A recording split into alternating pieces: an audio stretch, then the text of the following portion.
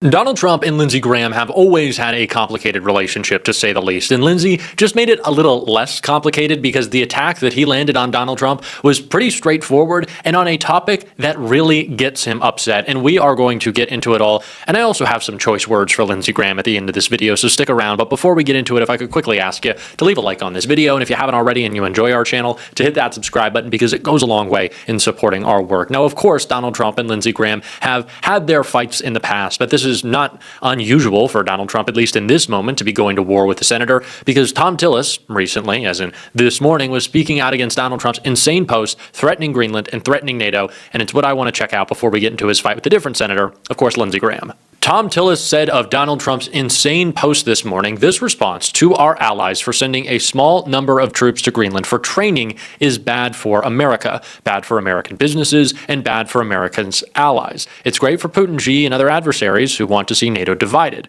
The fact that a small handful of advisors are actively pushing for coercive action to seize territory of an ally is beyond stupid. Now, Tom Tillis, although that is a great response to Donald Trump and much needed, annoys me a little bit, considering that he has decided he is now going rogue, that he's not running for re-election anymore. And that's kind of the story of every Republican. When they are not trying to score political points anymore, they decide that they might have a little bit of, I don't even want to call it courage because I don't want to cede that to them, or that they're going to stand up for their country and have a legacy. You don't. And it's the same thing with Lindsey Graham. You called it the first time. You said Donald Trump would destroy the Republican Party. You said that Donald Trump would destroy the country. You said that he was a sickness, that he was a disease, and that any person who doesn't see how great of a guy Joe Biden is has got something wrong with him. And then you've just fallen apart through the years because Lindsey Graham is obsessed with his proximity to power. He has nothing else going on in his life except for the fellas that he doesn't want to talk to us about. Of course, you know, being a senator, it makes Lindsey feel all good and all powerful and strong and important. But what else does Lindsey have going for him? War. Lindsey Graham has war going for him, and that's why he spent so much time with Donald Trump, because he's a bloodthirsty war hawk who is going on Fox constantly to say that we need to light everything on fire. And it's what Lindsey Graham said right here, and it tees up what he said about Trump. Ron. The War Powers Act was passed in 1973 by a bunch of liberal Democrats. It's a power grab by the Congress against the commander-in-chief. Every president since 1973 has rejected the idea that Congress can substitute our judgment for theirs. So what these five are good friends. They're creating a situation where you have 535 commander-in-chiefs, not one. There's never been a court case in the history of the country where a military operation was terminated by the Supreme Court because Congress didn't approve. There have been 130 military operations by the commander-in-chief without congressional approval. So here's my point. You're creating a disaster for the country. If a member of Congress doesn't like what the president's doing as commander-in-chief militarily, cut off funding for that operation. We have power of the purse. You can do that. If you think the president doing something illegally, you can impeach him. But we can't have a situation where Congress becomes commander-in-chief. So Lindsey Graham is a war hawk. Lindsey Graham would always like to see us embroiled in conflict, spending hundreds of billions, if not trillions of dollars on useless foreign conflicts, because that's what Lindsey Graham likes. He wants us to go into Cuba. He wants us to go into Panama. He was thrilled out of his mind about Venezuela, and he doesn't want any sort of overreach, as he'd call it, from the Congress doing its job. Because again, he's obsessed with that proximity to power, and that proximity to power with Donald Trump usually takes form on the golf course. And remember, when Lindsey Graham voted for Donald Trump's big ugly budget, it was Trump telling him to pick something out at the pro shop that sealed his vote. Little free merch for Lindsey. But the stories of those golf trips are what is coming out now. And Lindsey Graham's attack on Donald Trump in a deposition, and one particular author, is really eating it up because it confirms what they've said and we've known about Donald Trump and golf for so long. Rick Riley does victory lap after Lindsey Graham admits Trump cheats at golf. Famed sports writer Rick Riley took a victory lap after it was revealed that Senator Lindsey Graham testified that Donald Trump cheats at golf, confirming Riley's own reporting. Trump has a long history of taking a great degree of creative license in describing his own golf game, bragging about winning tournaments at his own golf clubs, sometimes even when he missed half of it.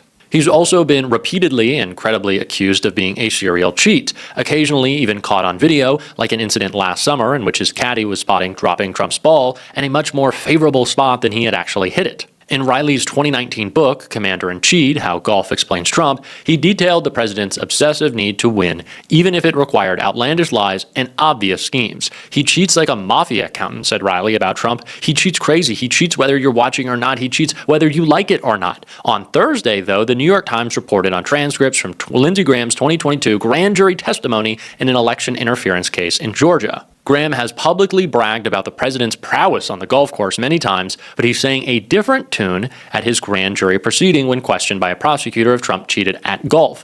Some people say you may outdrive him, but you're not going to outdrive his caddy, the South Carolina senator said. It is what it is. Riley pounced on the Times article about Graham's testimony, calling it vindication of both his reporting and his theory that a person who cheated on the golf course would cheat in other areas of life too. Trump always had a second caddy in the fairway to fluff up his lies before anyone else got out there, wrote Riley. Golf cheater equals life cheater. Hashtag Commander in Cheat. Riley directly addressed his MAGA critics by quoting Graham again, writing, "To all the MAGAs who said I lied in my book about Trump cheating like a 3-card money dealer on the golf course, Senator Lindsey Graham just said it under oath. You may outdrive him, but you can't outdrive his caddy."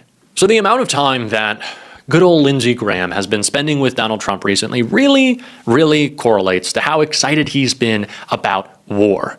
And most of that time has been spent on the golf course, where Lindsey admits Donald Trump is a cheat. Now, does Lindsey care about that? Of course not. Because again, he is not a person. He is a proximity for power slore. Like that is, Lindsey Graham is a slut for proximity to power. I'm sorry for the language, but it is the only way to describe the South Carolina senator. You could also probably remove proximity to power from that sentence and attribute it to different habits of Lindsey Graham's that we don't need to necessarily get into. I'll probably bust out the Southern accent. Oh, Lindsey, come on. You know that Trump's cheating at golf. You got to tell someone, Lindsey, and you did in your deficit. Come on, Lindsey. Come on, Lindsey. You got to tell someone about golf. You got to tell them about the golf. What are you doing? We'll get some cookout afterwards. We're not going to get into a cookout spiel. We love cookout, though. But Lindsey Graham, this is his life. Losing games to Donald Trump while he cheats at golf so he can bomb Venezuela. That is the life of Lindsey Graham. And that's pretty damn sad. That is a sad reality that Lindsey Graham exists in, but it's what he wants. Whenever Lindsey Graham attends a Trump event, a man who he has sold himself away to. Lindsey Graham's mentor was John McCain. There's a story about Lindsey Graham literally sleeping at his feet on a flight that they took. I'm not sure the destination, but it was long enough that they were taking a little nap. Lindsey Graham was sleeping in the seat in the bed right below him on the floor because he loved John McCain so much. The man who Donald Trump ridiculed for being a prisoner of war. And Lindsey Graham has just continued to give more and more pieces of himself to Donald Trump because he likes getting free shit from the pro shop. He likes the golf hats. He likes riding around in the golf cart with the president, although you don't ride around in Donald Trump's golf cart. Because, as was detailed in that very book that we mentioned, Donald Trump has rigged his golf cart for a little faster motor so he can get to his ball faster and kick it out in the fairway. Because that's what Donald Trump does. He is a cheater, and Lindsey Graham sets it all aside because he just wants to be close to him. It is pathetic. As I was saying, when Lindsey Graham goes to these MAGA events, when he goes to a Trump rally, all you hear is, boo. They boo him. In his home state, they boo him. In his home state, they don't like him. That is the life that Lindsey Graham leads. That is what he has sold himself out for. And isn't that just so sad? But I really, truly couldn't care. It is embarrassing to be Lindsey Graham. There should be no sympathy for Lindsey Graham. Lindsey Graham is a cold-blooded warmonger because he has nothing else going on in his life. Because he's too afraid to admit who he is. Lindsey Graham hurts other people. Doesn't that remind you of every single Republican?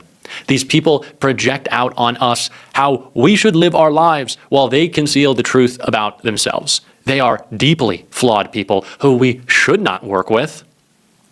We need to get in the muck more. We do. We need to mock Donald Trump and get in the muck, right? And it's not just enough, although I like it, for Gavin Newsom to post on the press account. You also have to follow up with what he recently just did. That's not a knock on Gavin Newsom. I'm saying it's not just enough to post. You also got to follow up with the real structural trolling of Trump, right? Hit him where it hurts. I've talked about this in a couple of videos, but Gavin Newsom recently decided that the Republican member of Congress who just passed away, Doug LaMalfa, that seat is going to sit vacant until a special election, and that seat, by nature of how it is cut up in the district, will likely be filled by a Republican. So Gavin Newsom said, do you know what? How about we push this as far down the line as legally possible? As far down the line is as legally possible in the state of California to make sure that Mike Johnson doesn't snap his fingers and get another Republican to fill that seat. It is not just trolling. It is getting in the muck and knowing that they are trying to break and use the broken power structures that exist in our government to make sure that they can continue to abuse power. You know, when I recently heard Vice President Harris talk about why Democrats didn't release the Epstein files. Again, there wasn't the same call. There was an ongoing investigation, an ongoing trial, needing to secure that conviction of Maxwell. And you can debate whether or not it would have been worth it to screwy a little bit with the Maxwell trial, have things kind of messed up by releasing all those files, whether that would be worth it or not. But when she said, you know, we didn't want to mess with the independence of the DOJ, we didn't want to get in the way of that, you kind of got to think, but should we though? When it comes to the pedophile protectors, like isn't that the time? Like, isn't there a line in which we can maybe say the DOJ doesn't have to be that independent if Merrick Garland is not going to do his job? I don't know. We got to realize that Republicans are both breaking these systems and understanding the systems are broken and taking advantage of that to protect themselves, their wealthy donors, literal pedos. I think we got to take hold of that. We got to take stock of that. And we got to make fun of Lindsey Graham all the time because that's great. And I can promise you there's going to be, oh, come on, Lindsey. What are you doing, Lindsey? You know that nobody likes you. What are you doing? And there's going to be a lot of that on this show. And if you want to support that, as always, you can hit that subscribe button, leave a like on this video. If you stuck around to the end, Lindsey, drop a blue heart in the comments. Keep on fighting, y'all. Don't let them silence you. Go Niners. Until next time, I'll see you soon.